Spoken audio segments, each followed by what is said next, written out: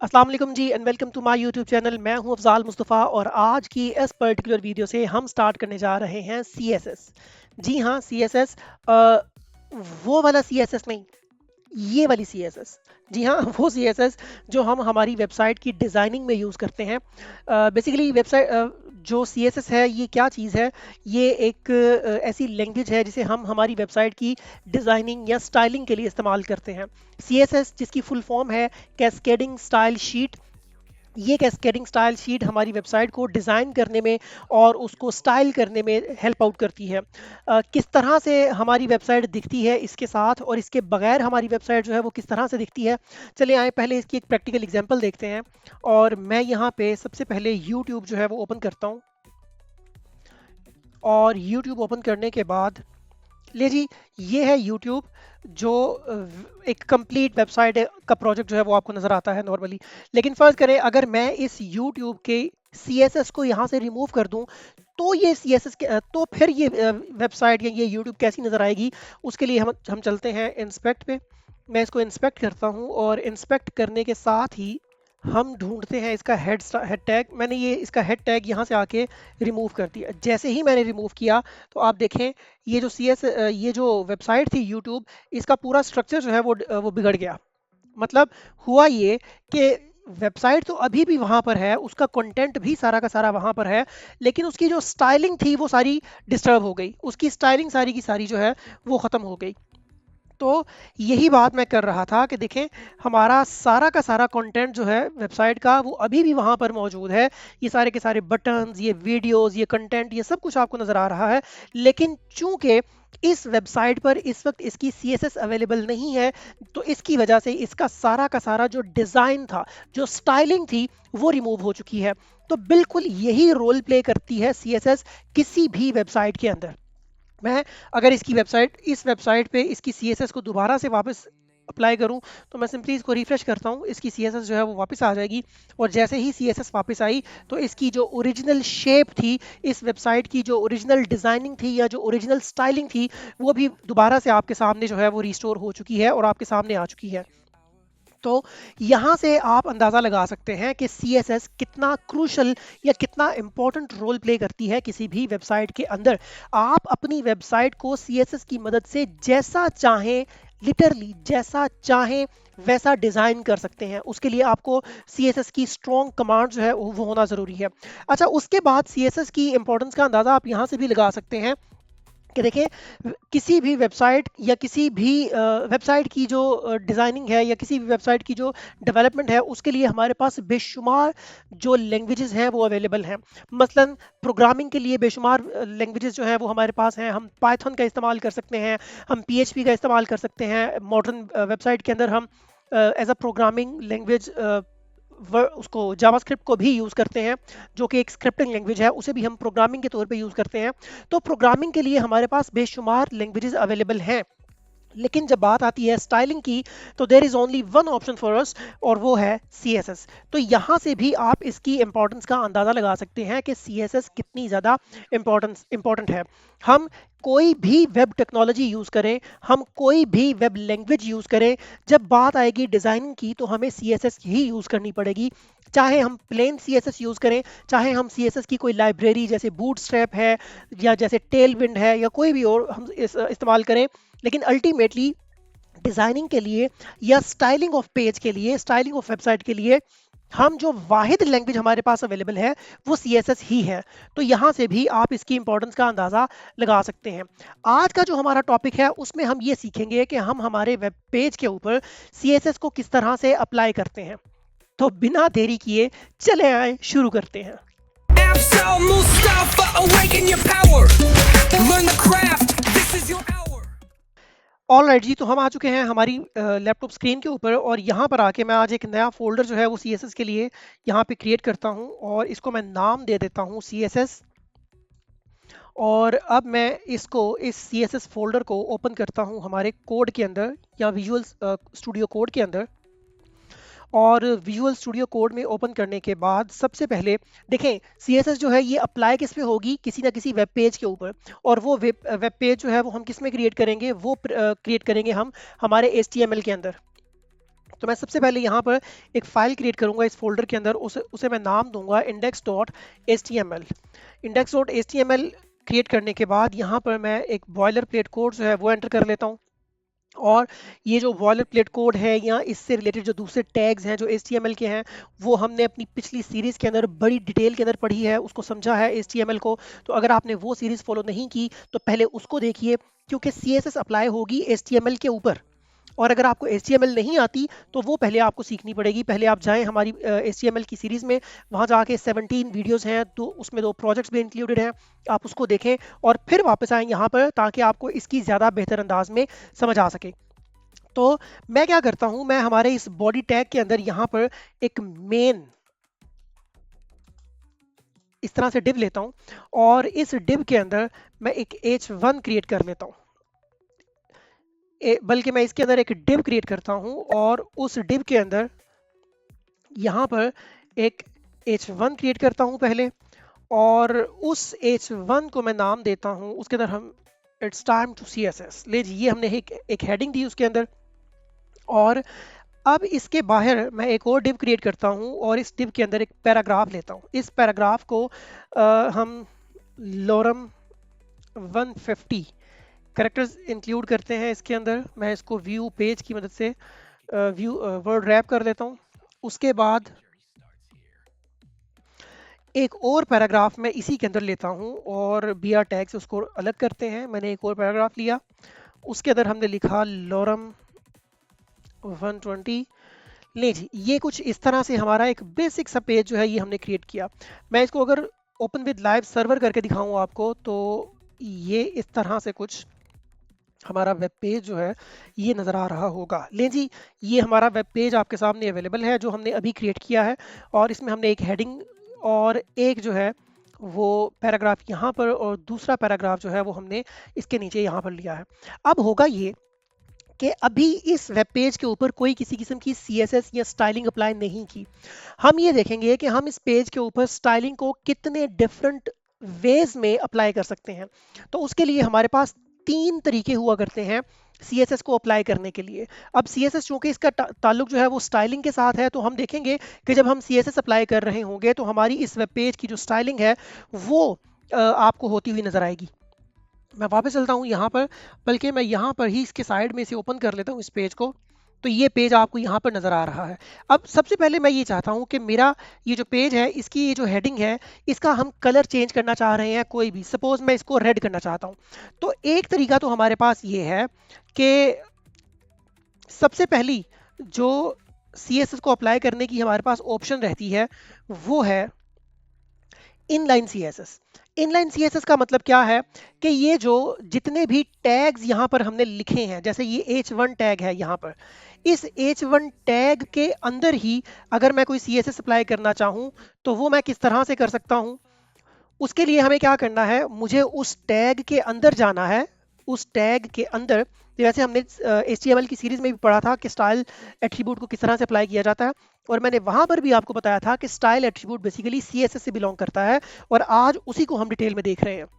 तो याद रखिएगा, किसी भी एलिमेंट के ऊपर जब हम कोई भी एट्रीब्यूट अप्लाई करना चाहते हैं, एट्रीब्यूट अप्लाई करने के लिए हम करते ये हैं कि उस टैग या उस एलिमेंट के हम जाते हैं ओपनिंग टैग के अंदर, और ओपनिंग टैग में जाके यहाँ पर मैं उस जगह इस जगह के ऊपर उस एट्रीब्यूट को अप्लाई कर सकता हूँ।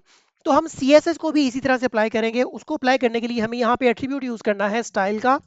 ये स्टाइल एट्रीब्यूट मैंने यूज किया। अब इसके अंदर हम इस एट्रीब्यूट की कुछ वैल्यूज, कीज और वैल्यूज यूज करेंगे। की क्या होती है, मिसाल के तौर पे मुझे इस H1 के अंदर लिखी हुई जो हेडिंग है इसका कलर चेंज करना है, तो की उसके लिए हम देंगे यहाँ पर कलर। अभी मैं CSS नहीं पढ़ा रहा कि ये एट्रीब्यूट्स क्या हैं, ये वैल्यूज क्या हैं, ये कैसे आती हैं, इनको कैसे याद रखा जाएगा, अभी मैं ये नहीं पढ़ा रहा। अभी हम सिर्फ ये देख रहे हैं कि CSS को अप्लाई कैसे किया जाता है।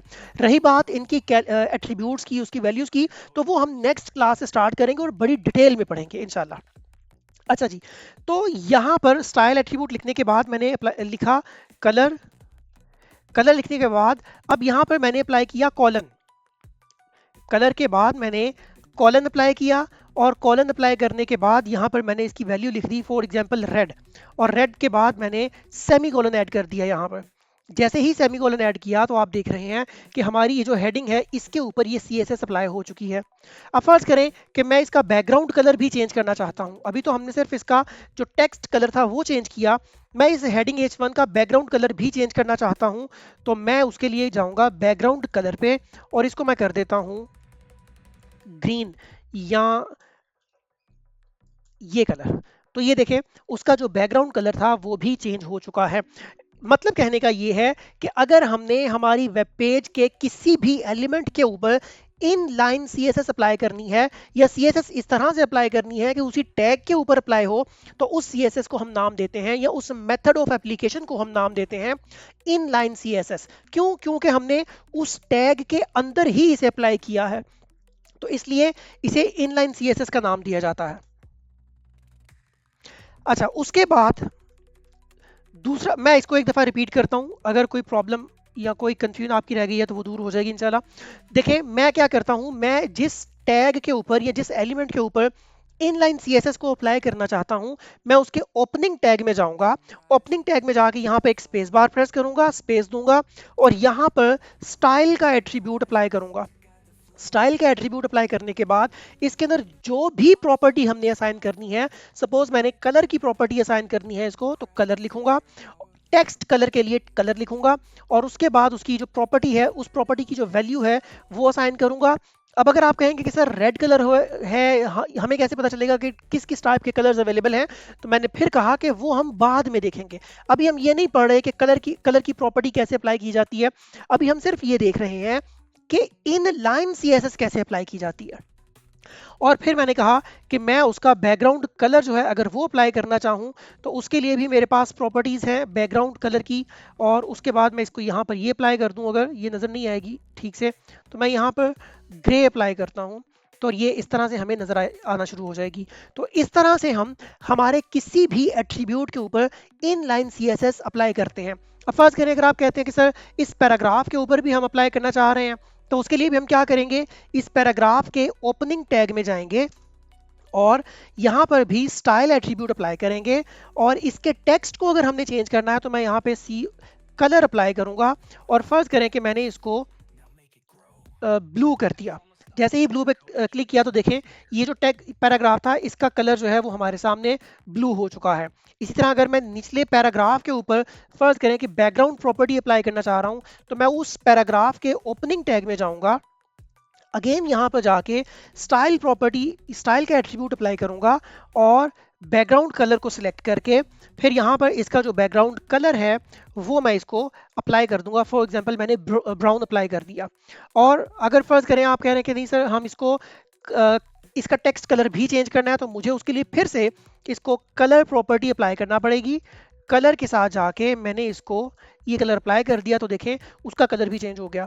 तो ये तो मेथड था कि जिस मेथड के थ्रू हम हमारी जो जितने भी एलिमेंट्स हैं उनको इंडिविजुअली चेंज करना चाहें तो हर एलिमेंट के ओपनिंग टैग में जाके स्टाइल एट्रीब्यूट क्या करता है, स्टाइल से CSS अप्लाई हो जाती है। उसके बाद फिर उसके अंदर जो उसकी वैल्यूज अप्लाई करते हैं हम, वो उसके अकॉर्डिंगली जो CSS है उसके ऊपर अप्लाई होना शुरू हो जाती है। तो ये तो था मेथड नंबर 1। हम क्या करते हैं कि हम हमारे टैग्स के ओपनिंग टैग्स में जाके, मतलब हमारे जो जितने भी HTML एलिमेंट्स हैं उनके ओपनिंग टैग्स में जाएंगे और वहां जाके स्टाइल एट्रीब्यूट की मदद से इनलाइन CSS को अप्लाई कर देंगे। आई होप कि आपको ये कॉन्सेप्ट या यहाँ तक की बात जो है वो समझ में आई है। अब हम बात करते हैं दूसरे मेथड की। उसके लिए मैं क्या करता हूँ, मैं यहाँ से ये सारी CSS जो हमने इनलाइन CSS अप्लाई की थी इसको ख़त्म करता हूँ और इसे ख़त्म करने के बाद अगला जो मेथड है CSS को अप्लाई करने का वो ये है कि हम इस हेड सेक्शन के अंदर जाते हैं। मतलब मैं हेड सेक्शन के अंदर गया और यहाँ पर जाके हम अलग से CSS की जो प्रॉपर्टी है वो अप्लाई करेंगे हमारे पूरी की पूरी बॉडी के लिए। मतलब बॉडी के किसी भी एलिमेंट को हम टारगेट कर सकेंगे और टारगेट करके उसकी CSS यहाँ पर अप्लाई कर सकेंगे। उसके लिए मुझे क्या करना है, मुझे यहाँ पर हेड सेक्शन में जाके अब मुझे HTML के जो डिफरेंट एलिमेंट्स हैं उनके अंदर नहीं जाना, अब मुझे जाना है हमारे हेड सेक्शन के अंदर।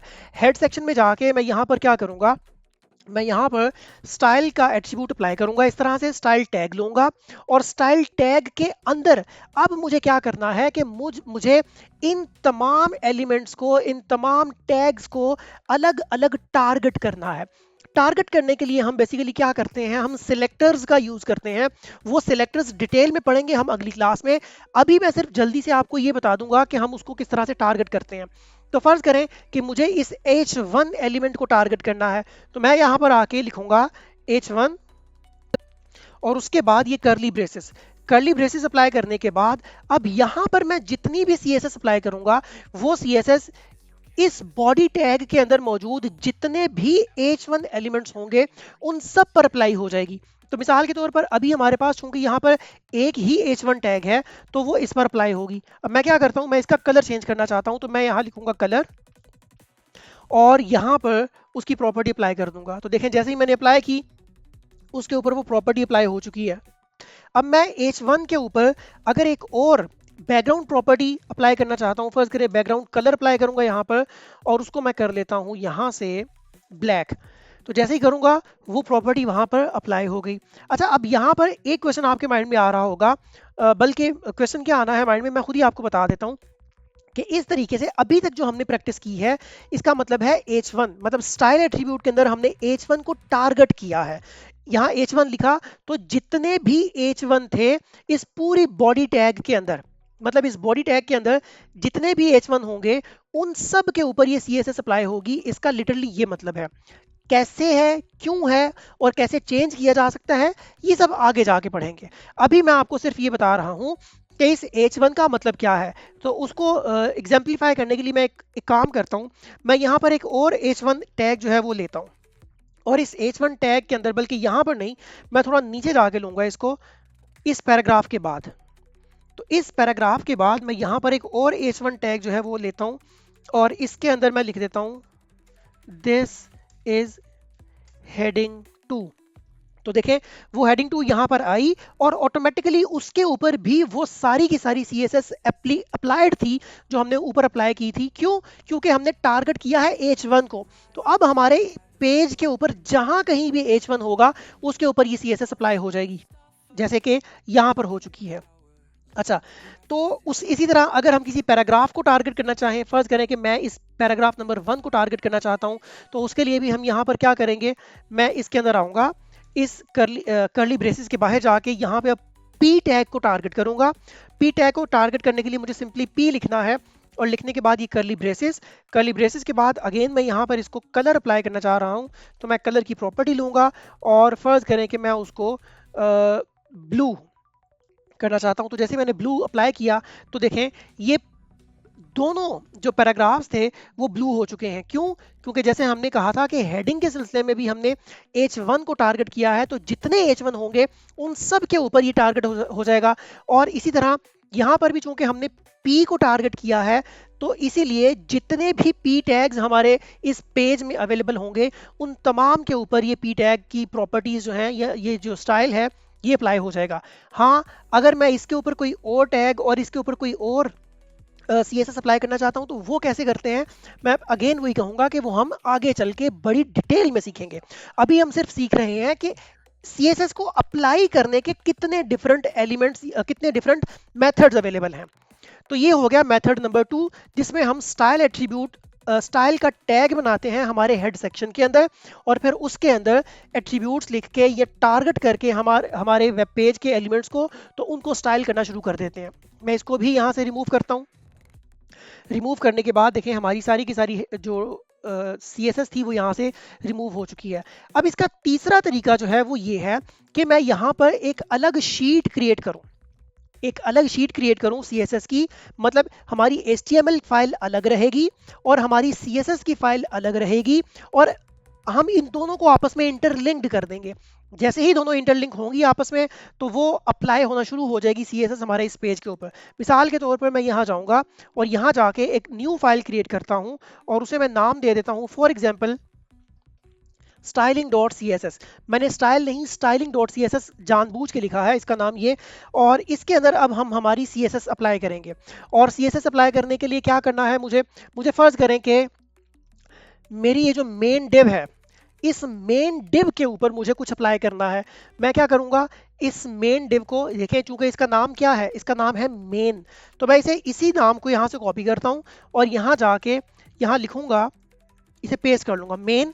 और अब इसको करली ब्रैकेट्स के अंदर फर्ज करें मैं इसके ऊपर जो भी CSS अप्लाई करना चाहता हूँ वो यहाँ पर अप्लाई करूंगा। अच्छा, फर्ज करें मैं कहता हूँ कि इसकी जो विड्थ है वो मैं रखना चाहता हूँ सपोज 80%।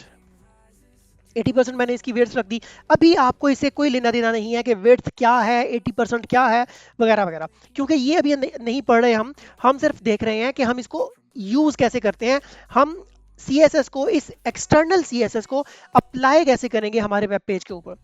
उसके बाद मैं इसको मार्जिन दूंगा ऑटो, फर्ज करें, इसका क्या मतलब है वो भी देखेंगे। और उसके बाद मैं करता हूं इसको बैकग्राउंड कलर, मैं बैकग्राउंड कलर जो है इसको कर देता हूं रेड। तो जैसे ही मैंने इसका बैकग्राउंड कलर रेड किया, अब चलते हैं हम हमारे वेब पेज के ऊपर और इसको मैं live with open with live server करता हूं।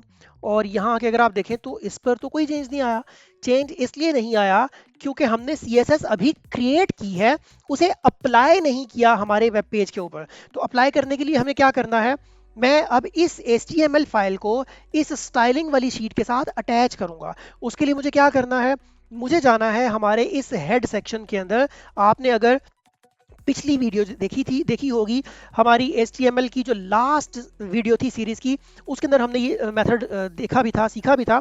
तो अगेन वही चीज़ हम यहाँ पे रिपीट कर रहे हैं कि मैं अपने हेड सेक्शन के अंदर जाऊँगा और यहाँ पर एक प्रॉपर्टी है, एक टैग है लिंक। लिंक पे करके नीचे मैं CSS पे जैसे ही क्लिक करूँगा तो यहाँ पर हमारे पास एक ऑटोफिल हो जाएगा, हमारा ये जो भी एट्रीब्यूट, ये जो भी टैग है ये कंप्लीट हो जाएगा। अब उसमें दो चीज़ें हैं, नंबर 1 रेल मतलब रिलेशन, और नंबर 2 href मतलब हाइपर रेफरेंस। अब ये रिलेशन क्या करता है, ये बताता है कि जिस चीज को हम लिंक करने जा रहे हैं उस चीज का इस HTML फाइल के साथ रिलेशन क्या है।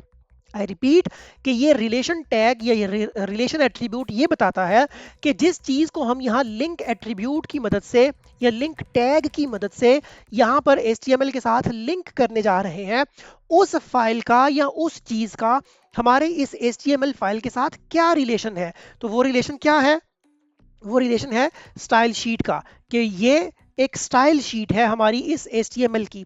स्टाइल शीट मतलब जिसे हम कैस्केडिंग स्टाइल शीट या CSS बोलते हैं। और href के अंदर हमने यहाँ पर बेसिकली उसका पाथ अप्लाई करना होता है, उसका पाथ बताना होता है कि वो फाइल, वो शीट, वो चीज़ पड़ी कहाँ पर हुई है। अब चूंकि वो हमारी इसी रूट डायरेक्टरी के अंदर है तो हम यहाँ पर सिंपली उसका नाम लिख देंगे styling.css। जैसे ही मैंने यहाँ पे ये लिखा, अब हम जाते हैं हमारे सर्वर पे और जाके देखें तो ये देखें हमारी वो CSS जो है वो इसके ऊपर अप्लाई हो चुकी है। अगर मैं इसको रिमूव करूं, मैं इसे यहाँ इसके अंदर ही अप्लाई आपको दिखाने की कोशिश करता हूँ इस तरह से। अब देखिए अगर मैं इसको कमेंट आउट करूं इस लिंक को तो ये इस तरह से है, लेकिन अगर मैं इसको दोबारा से अप्लाई करूं तो ये इस तरह से है। तो यहाँ तक आपने ये देखा कि हम किस तरह से हमारी एक्सटर्नल CSS को भी अप्लाई करते हैं हमारे HTML पेज के साथ।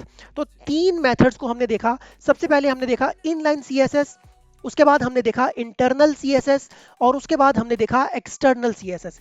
इनलाइन CSS क्या थी, इनलाइन CSS में हमने कहा कि हम हमारी CSS को हमारे HTML टैग्स के अंदर ही अप्लाई करते हैं, हमारे HTML एलिमेंट के ओपनिंग टैग में जाके। दूसरे नंबर पर हमने देखा कि हमारी जो इंटरनल CSS थी उसके लिए हमने हमारे हेड सेक्शन के अंदर स्टाइल एट्रीब्यूट लिया और उस स्टाइल एलिमेंट लिया और उस स्टाइल एलिमेंट या स्टाइल टैग के अंदर हमने हमारी सारी की सारी CSS अप्लाई की जो कि हमारे HTML एलिमेंट्स के ऊपर अप्लाई हो गई। तो उसे हमने नाम दिया इंटरनल CSS का। और तीसरे नंबर पर हमने क्या किया कि हमने एक अलग से फाइल क्रिएट की styles.css या styling.css के नाम से, और उसके अंदर जो CSS लिखी उस CSS को, उस स्टाइल शीट को हमने हमारी HTML शीट के साथ इंटरलिंक कर दिया वाया लिंक टैग। और उस लिंक टैग के अंदर हमने रिलेशनशिप बताया और हमने ये बताया कि उसका पाथ क्या था। मतलब ये जो href है, इस href के अंदर हमने हमारी उस फाइल का पाथ अप्लाई किया। तो जैसे ही हमने ये पाथ अप्लाई किया तो हमारी वो CSS जो भी लिखी गई थी वो यहाँ पर अप्लाई हो गई। अब आपके माइंड में ये क्वेश्चन आ रहा होगा कि क्या अब अगर हम इस शीट के ऊपर मजीद कुछ CSS अप्लाई करेंगे तो क्या वो यहाँ पर रिफ्लेक्ट होगी? डेफिनेटली होगी। मिसाल के तौर पर मैं यहाँ जाता हूँ और इसके अंदर H1 को टारगेट करता हूँ। H1 को टारगेट करने के लिए फर्ज करें मैंने यहाँ पर H1 लिखा, और H1 लिखने के बाद अब मैं यहाँ पर अगेन इसका कलर अगर चेंज करना चाहूँ और इसको मैं नाम कलर जो है ये वाला यूज़ करूँ तो देखें वो H1 के ऊपर, दोनों H1 के ऊपर वो अप्लाई हो गया। इसी तरह अगर मुझे अपने पैराग्राफ के ऊपर इसको अप्लाई करना है तो मैंने पैराग्राफ के ऊपर भी इसको अप्लाई करने के लिए यहाँ पर P लिखा, और P लिखने के बाद यहाँ पर मैंने अब CSS अप्लाई करनी है। तो मैं इसका चले कलर नहीं, बैकग्राउंड कलर चेंज करते हैं हमारे पैराग्राफ्स का।